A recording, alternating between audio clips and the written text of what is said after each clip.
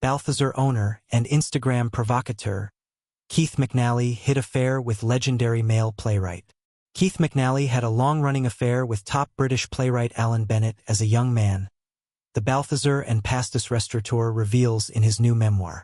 I've had 2 homosexual relationships in my life. The first was with an actor when I was 16. The second and more serious one was with English playwright Alan Bennett. McNally, 73, writes in I Regret Almost Everything, out Tuesday. After leaving school at 16, McNally, who has, in recent years, become an Instagram provocateur posting extremely candid takes on celebs from James Corden to Lauren Sanchez, started acting.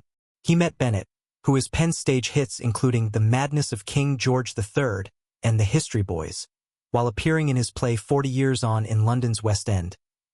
It wasn't until the play ended that our relationship developed into something else, McNally writes, saying that Bennett invited him to the theater and dinner at his house. Bennett, now 90, would then drive him home, but McNally would make him park several blocks away, fully aware of what his family would think, even though their relationship was still platonic at that point.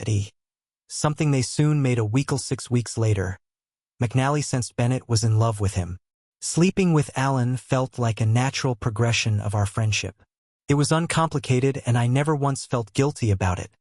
McNally writes, after the first night, I'd stay over 2 or 3 times a night.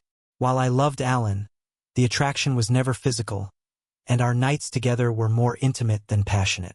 Soon after our relationship began, Alan told me that before meeting me, he'd never slept with someone he was in love with.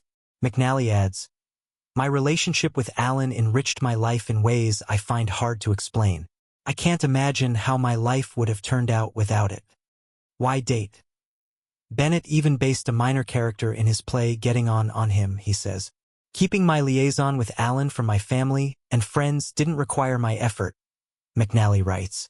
The 5 years spent desperately avoiding my school's communal showers had prepared me well for this kind of deception. 8 months after their romance started, however, McNally went traveling to Nepal and had a change of heart.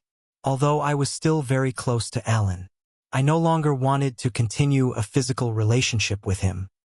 His feelings had become much stronger than mine, and I felt overwhelmed, almost suffocated by them.